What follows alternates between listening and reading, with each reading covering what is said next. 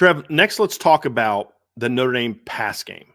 Yeah. And dive into what we see in this matchup, because this is the one that I think is the biggest concern for Notre Dame fans, rightfully so, about your ability to make a playoff run. And I think it starts against Indiana. This is a team in Indiana that you look at and say, boy, they are very good defending the run, as we see right there. But what can be, maybe lost is the fact that they're also pretty good defending the pass. They rank 9th in the country in yards allowed per game, 3rd in yards allowed per attempt, 2nd in yards per completion. They rank 85th in completion percentage allowed. But when you see that number with the other two, it's because they give up a bunch of 2-3 yard completions and then they rally to the ball and tackle you. 10th in the country in most touchdowns allowed, 18th in interceptions. They rank 12th in pass efficiency defense, and they don't give up a lot of big plays. They rank 5th in fewest plays of 30 yards allowed for more, and they're pretty good pass rushers. They have 34 sacks in the season, which ranks 22nd nationally. Against the Notre Dame defense, it ranks 101st in passing yards per game, 71st in yards per attempt, 114th in yards per completion, and 30th and 38th in pass efficiency, which is solid. And that number, Riley Leonard in the last 7 games is around 159 in pass efficiency. It just kind of shows you how bad it was the first 5 games, that they haven't been able to get it up to that, close to that 159 number. I think 150s is probably more reflective of what Indiana will face, because they've been much better than that lately. And Notre Dame only has 8 pass plays all season of 30 yards or more, all season, which ranks 131st in college football.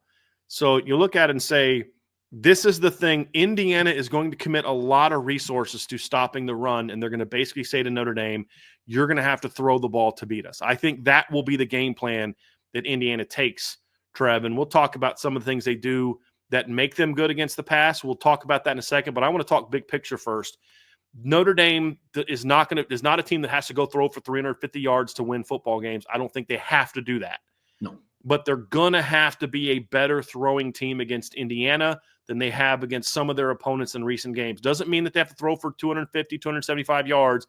It's just early in the game, they're going to have success throwing the football, even if it's a play here or play there, to basically make Indiana pay for overplaying the run, and then 2, to force Indiana out of what they're trying to do, which is going to open up the run game. They're going to have to protect the run game more with the pass. It would not shock me if Mike Denbrock comes out early in this game looking to spread the field and find ways to get the pass game going and tell Indiana, hey, you think you're going to load the box all game today, I got something else for you. And it wouldn't shock me if he runs some stuff where he is in his 12 personnel and runs some play action shots or runs some screens and does some different things. You know what they're going to do, and you have to have a game plan for it. And this is the area where there's 2 areas. Well, let's just focus on that first before I jump into another thing, Trev. But that's the big thing. Is this part of the Notre Dame offense is going to have to outperform what it has done most of this season in order to take some of the pressure off of the run game. Yeah, this is a part of the Notre Dame offense that kind of gives me a little hesitation when I think about predicting what this game is going to be and talking about Notre Dame's opportunity and their chance to go and make a playoff run, right? We reference the Ohio State-Indiana game a lot and talking about how, oh, man, Indiana was just outmanned. I use the Ohio State-Indiana game to also talk about the difference in where these teams are from a passing standpoint. We just got done talking about how Indiana did a really good job outside of that 137-yard run for Travion Henderson about bottling up their run game. Now, again, they haven't faced a rushing attack like Notre Dame's. I agree with that. I think we all do. But where Ohio State was able to thrive was their perimeter play from their receivers, right? But it's no mystery to me that Emeka Egbuka and Carnell Tate combined for 11 receptions, 148 yards, and a touchdown, right? The most receptions a Notre Dame receivers had all year in a game is 5. Egbuka went for 7 catches for 80 yards and a touchdown. So this, to me, I think is the key to getting a solid victory in the playoffs. Do I think Notre Dame could just bang their heads against the wall and run it and rely on their athletes to make a play to, at least keep it close? Yeah, I do. But to your point, Brian, they're going to have to find some ability to push the ball vertically down the field. 38 passes of 30 yards or more is not great. Now, when I look at these stats, you look at the pass efficiency, and there is one point in time where Riley Leonard ranked 129th in college football in passing efficiency, and he's climbed that up to 38. So, some people might look at this in a vacuum and say 38th isn't great, but it's for the passing game, especially, it's kind of more about the journey, of what they've came on. But no, I think you're absolutely right. Their ability to open up the pass game against Indiana, and it's not going to be easy. This is a really, really good passing defense. And, I'm not the biggest weather proponent of all time, but it is going to be 30 degrees. It is going to be 10 to 15 mile an hour winds. So, Notre Dame is going to have to find a way to be effective in the pass game, because it's no mystery what that defensive coordinator over at Indiana, their number one goal is going to be to stop 4, 24, and 13 with his legs. So they're going to have to find a way, like hopefully all of these things that we've been hearing from Riley Leonard, I learned to live with no regrets and to just let it fly. And I feel like, this is the best I've been and most comfortable I felt passing the ball in my career.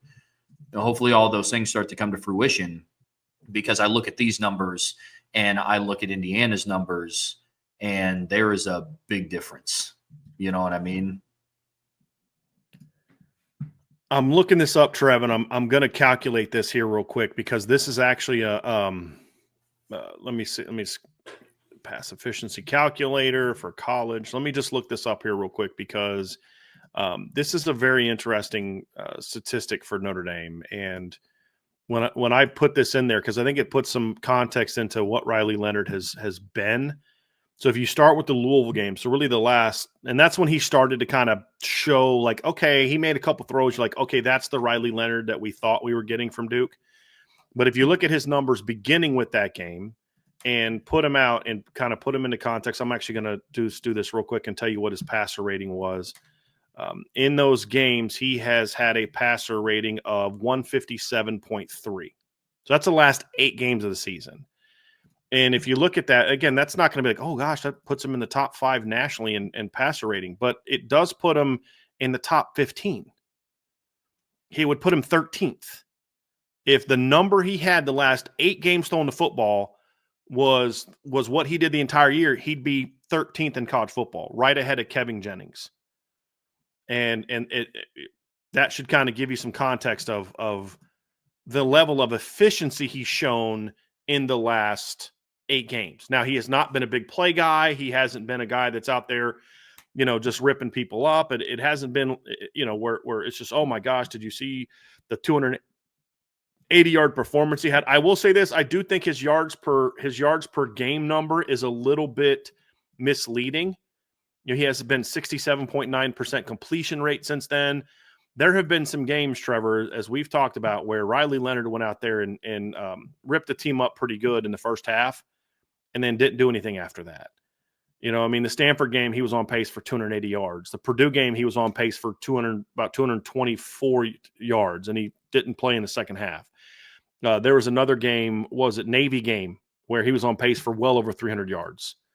And they kind of called off the dogs. He didn't play a whole lot. So there's been plenty of games where he was on pace. I mean, if he doesn't have that 78-yard touchdown pass from, to Jaden Harrison called back against Virginia. So there's been some things that have kept the numbers down, mainly just not playing in a lot of second halves of a lot of games that keep the numbers down. But I think that level of efficiency shows they're going to need him to be that, though, because there's been a couple times late in the year where Riley was just like, he was not sharp against Florida State.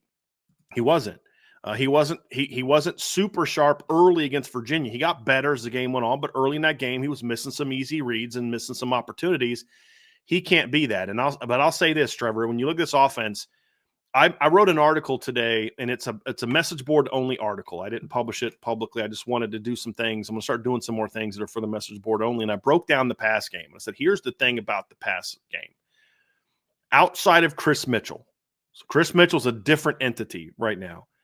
If you look at the Bo Collins, the Jordan Faisons, the Greathouse, and Jaden Thomas and Jordan Faison, they don't need any of those guys to play above what they have already shown. They don't need any of them to like, hey, I need you to be the best version of yourself. I need you to play at a level that you've never played before because it's money time. My point in the article is this, Trevor, is if they simply just do what we have seen them do this season, when they are at their, not even their best, like best game ever, but just when you're doing what we know you're capable of doing, then, hey, look, they're pretty good. And I'll give you an example. Bo Collins, the last 4 games has been terrible. I mean, just drop passes, not getting open. And you look at his numbers in the last 4 games, they're averaging 5.7 yards per target of Bo Collins, only 11.3 yards per completion. And they've only completed 50% of their throws at Bo Collins. Why? Because he's got like 4 drops in that period of time. But if you look at the first 8 games, they completed 66.7% of their throws to Bo Collins. He was at 8.5 yards per target and 12.8 yards per completion. All I'm asking Bo Collins to do is be who you were the first 8 games of the year. That's it. I'm not asking you to play above your potential. With Jaden Greathouse, it's like, hey, maybe just throw to him more because he's been really good. Like they're targeting. Here's a crazy number. So the number 1 and number 2 receivers on the roster in what is the completion percentage for the quarterback when those guys are targeted? It's Jaden Harrison's number 1 and Jaden Greathouse is number 2. And on the season, Greathouse and Harrison have combined for 43 catches on 55 targets for 564 yards. That's 10.3 yards per target and 13.1 yards per catch. They just don't target them a whole lot. And so, like, maybe target them a little bit more. Jordan Faison, he's shown some flashes, but he's been banged up all year. They don't need Jordan Faison to be the best version of himself, that he's never seen before, play to his full 5-star potential type of thing. It's just be what you were against Army. Be what you were against Navy. Be what you were last year. It's not even about guys got to play out of their minds or play above their potential. They don't need that. Just be what we've seen you be this season for stretches, not just a game, right? Like, it's not like Bo Collins had a game early in the year and that's kind of padded his whole statistics. It's just be the guy you were. 4 catches for 55 yards. That's all I need you to do. Move the chains.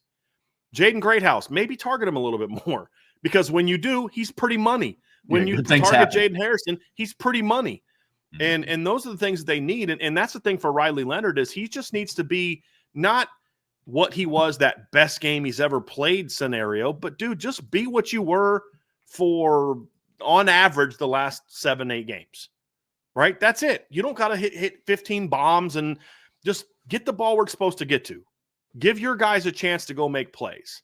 He's done more of that down the stretch. And if he can do that against Indiana, I think he'll have some success because as good as this pass defense is, Trevor, they thrive defensively because of in the pass game, because of a lot of things that they do offensively. And so we'll kind of give you some examples of what we're talking about here. They're a really well-coached team that really kind of messes with you. So, like, this is a front that Indiana will show. This is their 4-2-5 alignment. Sometimes that nickel guy will be a slot guy, Terry Jones. Sometimes it's a linebacker. But they'll line up like this, and they'll do 5 or 6 things out of this, and a little bit more. This is a basic look of a 2-high look where they will simply just play cover 2, a sort of a physical cover 2. The outside corners will squat on the ball. Right now, they're trying to bait you as a quarterback into thinking, I have that hitch, I have the quick out cut to the field, I have the little now screen to the bottom, and then all of a sudden they fly downhill and they kind of eat it up. This looks like, cover 2, cover 4 quarters look, and they'll show that at times. But in other times, they'll roll. In this instance, they will roll to a lot of field cover 3. So they'll roll to I think that's the sky, like 3 sky, right? 3 cloud is when you roll weak. 3 sky is when you roll strong. And so the corner comes down, the safety plays over the top, the backside safety will drop to the middle of the field, and then that guy will go off. He'll play off, and then you'll have that will linebacker. Sometimes the defensive end, Mikael Kumar, will drop into coverage underneath that little hitch, that little out cut. And they're trying to bait you into things and show you something different. Out of this same exact look, they'll play kind of a cover quarters. Sometimes it looks almost like a soft 2, but it's more of a quarters coverage, Trevor. But again, they're really good at slow pedaling because they play so far off the ball. They'll slow pedal so they can still drive on the quick game.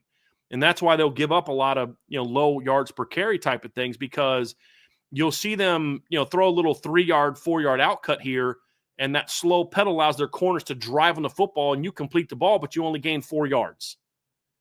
And those are the things that they'll do defensively. They'll play a little bit of man. This is an instance where they will bring this corner blitz or this nickel blitz, and they'll bring that guy down. They'll bring the boundary safety down as well, and rob him into the weak side alley, roll that front side safety to the middle, drop that nickel will kind of play like a hook curl type of zone, and the corner will play off. They'll do that as well. They do a lot of different things out of these looks, Trevor, and it's the same look every time. Now, that was not the same look 5-6 different times. That was literally just one play that I showed you things they'll do out of that one look. It wasn't like, wow, those 6 looks looked identical. No, that was one play. I just was using an example of the different things that they'll do with that look. And that's the thing that I like, Trevor, is if you're evaluating it, it doesn't look complex. It doesn't look crazy. All that stuff is post-snap. And that's what can make them a little bit challenging. Now, there will be some things they'll do in their fronts where they'll reduce their fronts, play kind of like an eagle, things like that.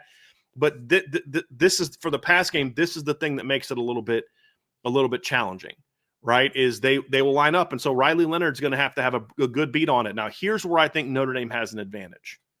Well, actually, do you want to add anything to that, Trev, before I kind of move on to the next part of it? Just kind of add to that.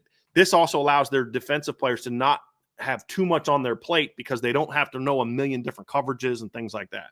Yeah, I think the term when coaches say we need to do a better job of putting our players in a position to be successful, I think a lot of people kind of gloss that over and don't really know the context behind that.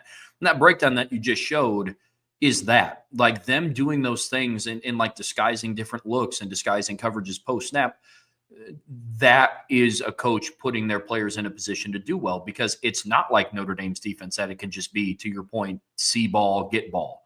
You know, they have to do things schematically, like coaches on the sideline. You go back and watch Indiana's games, are going crazy, pointing things out to different players, getting people to roll their coverages and do all of those things. So, you know, I think that that's the major threat that they pose, is because you could be getting potentially 4 to 5 different things out of the same base look.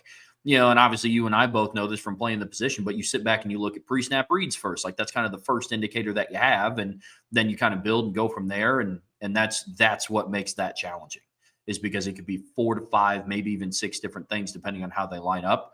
But to your point, I know you're about to break it down.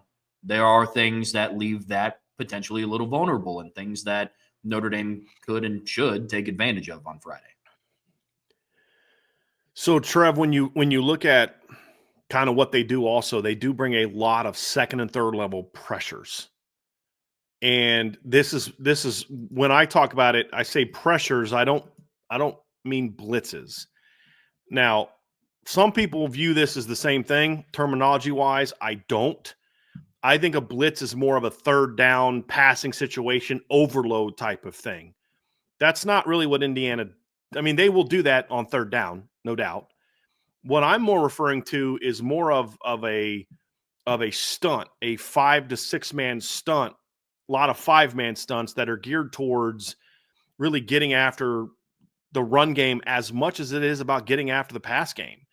And that's something that when you look at, they are pretty good at, in my opinion, of attacking in that way, especially with their second level players. As I mentioned, the number of pressures they have from their nickels and things along those lines. And here's an example that I want to break down of something that they'll do. It's not a super complex stunt, but they're really good at it. That is meant to attack the throwing game, get after the quarterback, and stop the run. And it's this pressure right here. Let me pull it up. So this is a look that Indiana gave. This is against Maryland. This is an early down play. They're in 11 personnel, 2 receivers, as you can see, sort of in a wide bunch down to the bottom. You got a normal tight end and then a boundary receiver split up there. And you see Indiana playing a little bit of their base 4-2-5 type of look, right? That's their nickel in the game. So that's the shell of it. And then I'm going to show you kind of what they do from here. So this is the pressure that they brought. So it looks like a sort of a base look against, like I said, an early down situation. They line up like this. You can see that they've got a nose, a straight up nose, which is interesting because they look like they're in an even underfront, but they've got a head up nose, right? It's a little bit of a different wrinkle. You've got 2 wide techniques from your defensive ends. You've got a wide 5 and a wide 9, an even wider 9 technique by number 6. Number 41 there is in a wide 5 technique.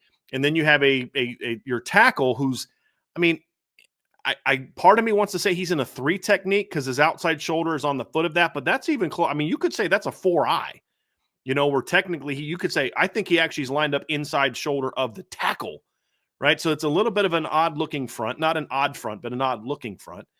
And so out of this, they'll bring their nickel from depth, but they'll slant that field side end hard inside of the tackle. The linebacker on this particular blitz looked like he was crashing B gap, gets that guard to pass it open, and then quickly jab steps and works inside in the A gap. And a lot of guards aren't athletic enough to handle him.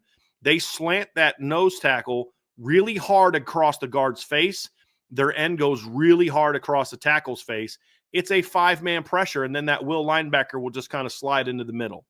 And then if it's pass, if it's run, number 6 crashes off the edge. If it's pass, he drops underneath the hook curl. This may not look like anything complicated. It's not complicated, but it's something they do that presents a lot of problems because they will do other things out of this. They will slant that defensive end inside and bring number 4 right off his behind to the outside with the nickel. They'll do things where they'll slant the nose tackle out and they'll bring, so like this guy right here. Okay, so they'll take this guy right here, slant him here, and then they'll bring this guy in a hard twist there, and then crash that guy right behind him, this guy right behind him. They do a lot of different things like that force offensive linemen to react quickly. And the thing about it is, Trevor, is they hit these things aggressively.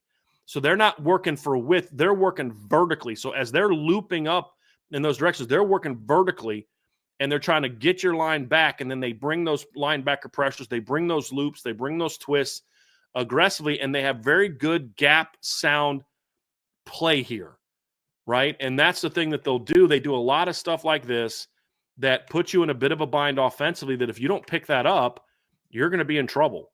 And the reality is that type of stuff are things Notre Dame has not done a good job against this season. That's where again, Joe Rudolph is going to have to be on top of his game and getting these guys prepared to handle that stuff, because they've not handled that stuff very well this season. Even the USC game, I thought they did a better job against the run against that, but not against the pass.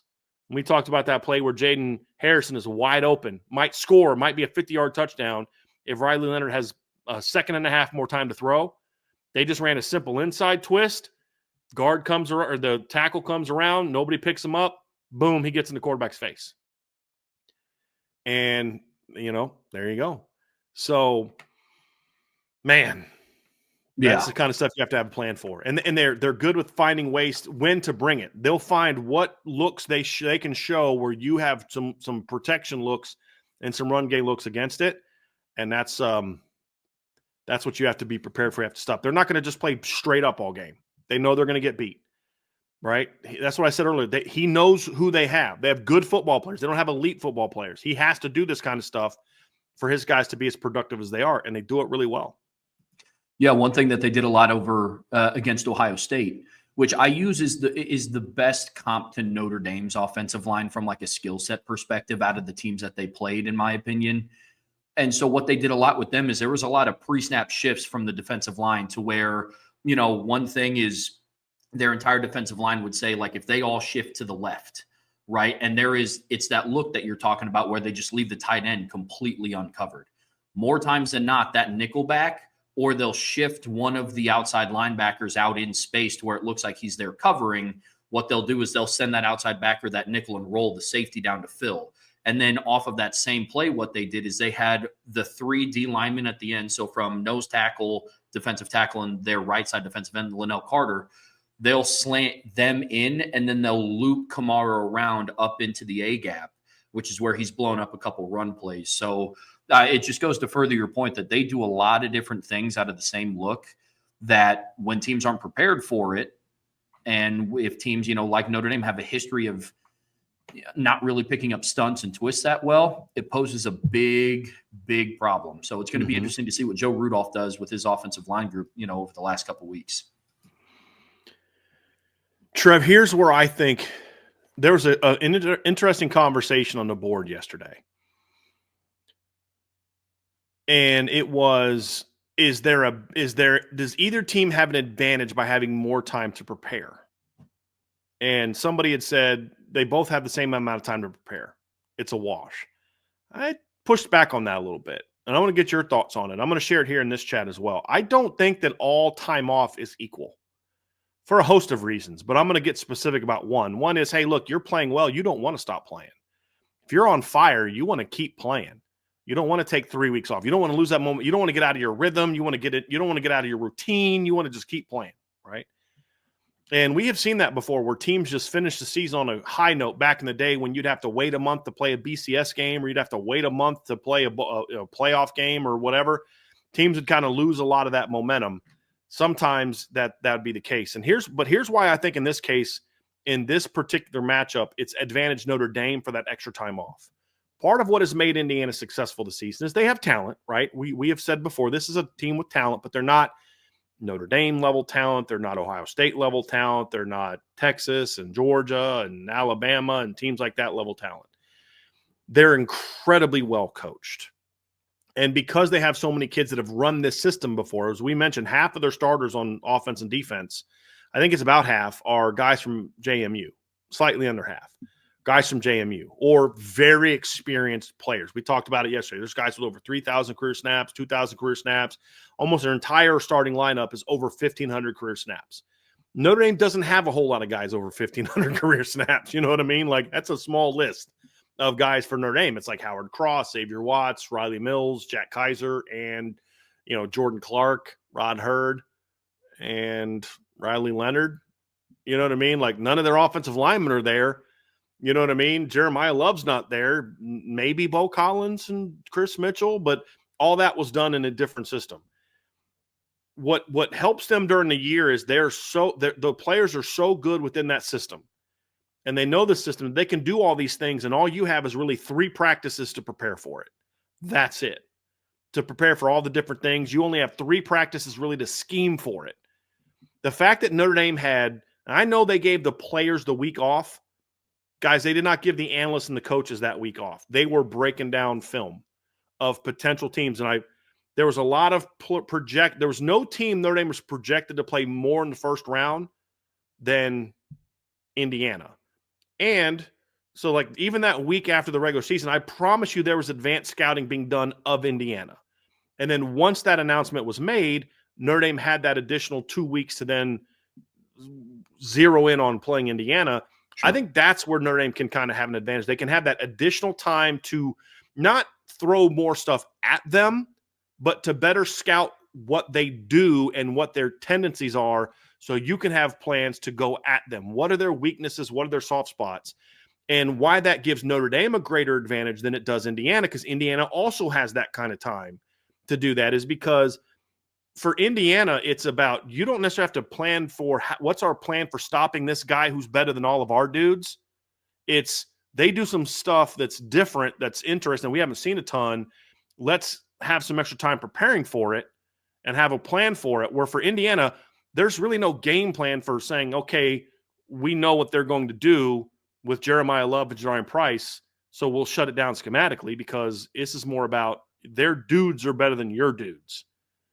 And that's why I think that Notre Dame has the advantage, because if the scheme gets neutralized and it becomes about who's got the better players, it's advantage Notre Dame. If it's a situation where it's like, okay, you're having trouble with their schemes, that's advantage Indiana.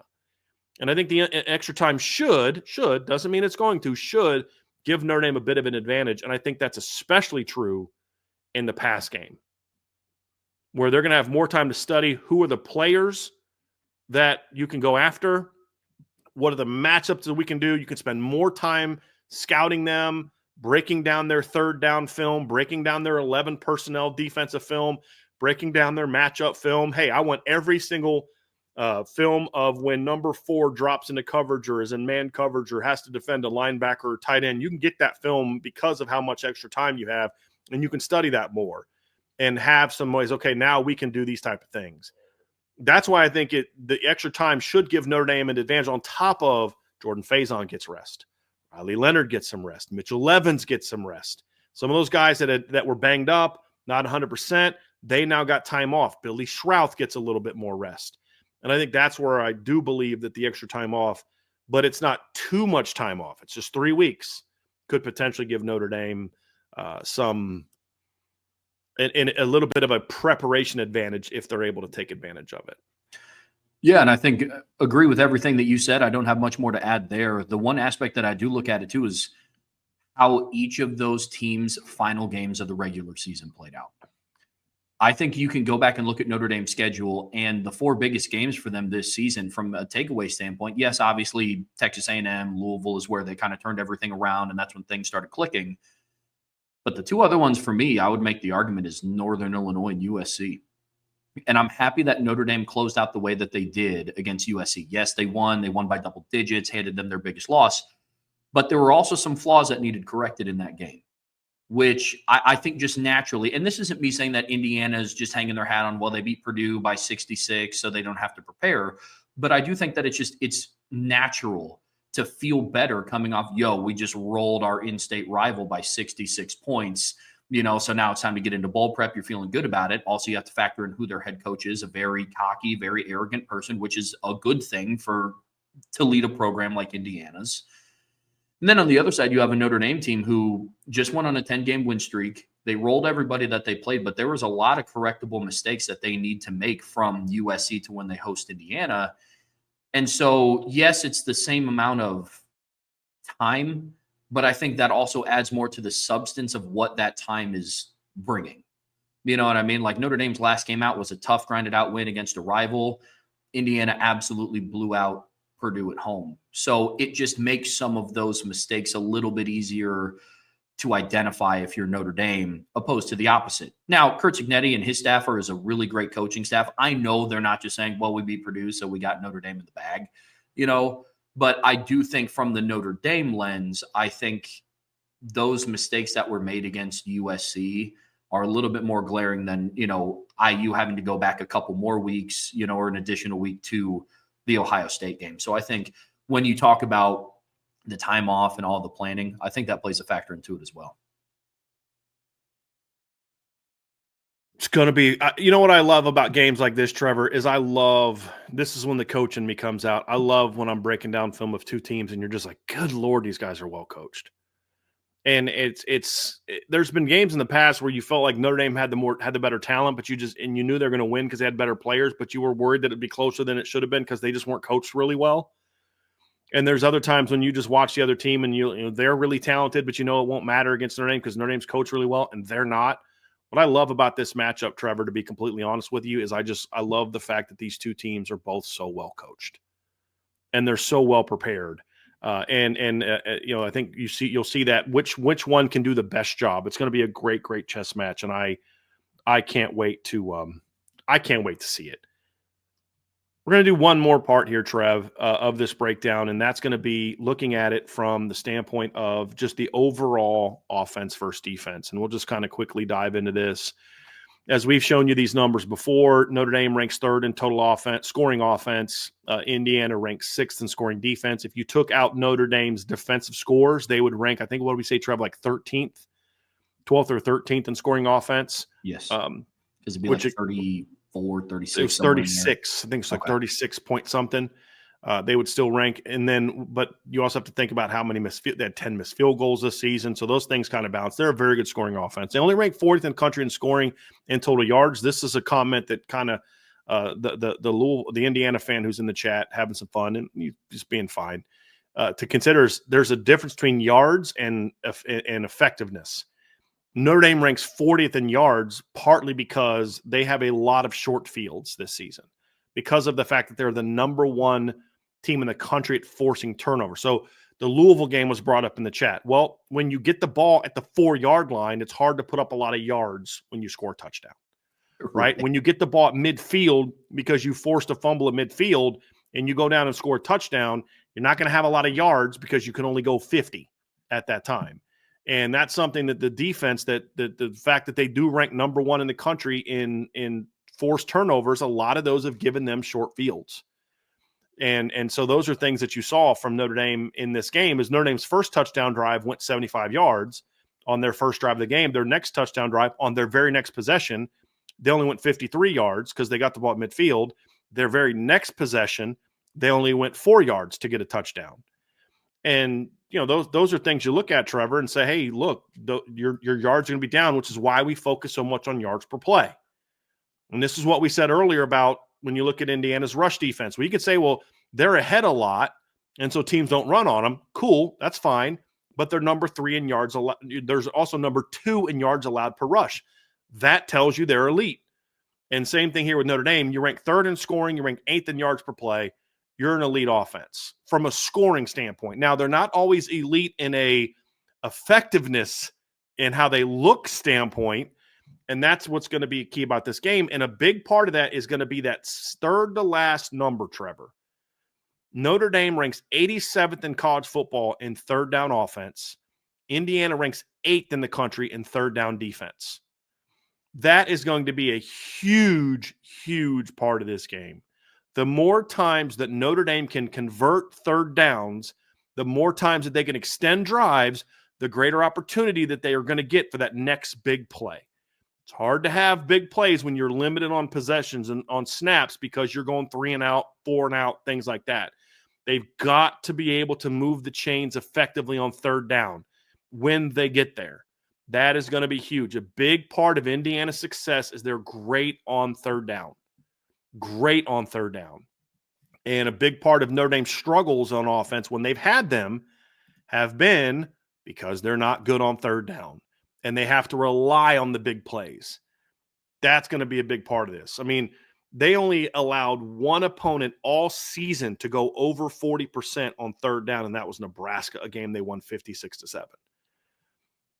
Michigan was at 33%, 5 of 15. Ohio State was only 4 of 11, 36.4%. You want to know why Ohio State can struggle to consistently move the ball? It's that right there. They couldn't move the chains on 3rd down. Notre Dame's going to have to find a way to move the ball on 3rd down. And then another one, Trevor, is the one right above it, red zone touchdowns. That's the one vulnerability that Indiana's had all year is when teams get in the red zone, they get touchdowns. And that's going to be a key component to this game as well. You know, when I go through and I look at 3rd down percentage, I always love providing the context, and I've done this all year. There's a lot of people that just look at 3rd down conversions and don't fully understand what all goes into it. And you need to stay ahead of the sticks. Have to stay ahead of the sticks because I cannot tell you how many times I've watched Notre Dame pick up 6 yards on 1st down, nullified by a holding penalty. Now they're staring down the barrel at 1st and 20. You know, I watched them get an 8-yard gain on 2nd down, 15-yard hands to the face penalty. Now you're looking at 2nd and 17. You get a 10-yard gain on 2nd down and still be at 3rd and long. So Notre Dame's going to have to do a really good job of staying on schedule and staying ahead of the sticks. And that goes back into the conversation that we always have about Notre Dame being a very rhythm-based offense. And I think that 3rd down statistic shows that, right? Because more context, they are also the last ranked team in college football in 3rd downs attempted. So when this offense is humming, they're humming, right? Right. But the second they get knocked off schedule, you know what I'm saying?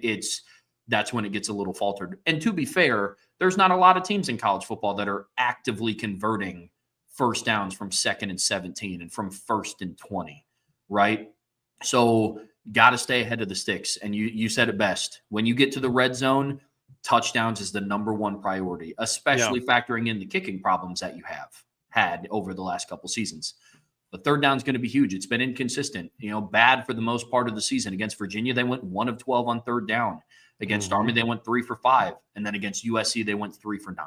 Yep. And it's no mystery that we look at the Army game and say, man, Notre Dame was clicking on all cylinders on offense. And we look at the Virginia game and the USC game and man, there was a lot of missed opportunities out there. Yep. I believe that there's a direct correlation because you have to be able to keep drives alive. I said it earlier in the show. IU has depth at receivers. Notre Dame does not have depth in the quarterback room. So you need to do everything that you can to give your defense as much rest as possible. And they can't be going out and going on these, minute 10-second drives where it's 3 and out because they get a bad penalty and the defense is right back out there. You can go 3 and out if it results in Jeremiah Love or Jadarian Price going 50. Right. You know what I mean? Yeah, I was you about live to with say, that one. Hey. You mentioned penalties, Trevor, and we so rarely talk about this in these type of breakdowns, but that's a very interesting statistic as well. Because if you look at Indiana, they rank 29th in the country on their team in penalty yards lost. Notre Dame ranks 80th. They rank 16th in most penalties against them. Notre Dame ranks 65th. That is a very, very interesting statistic.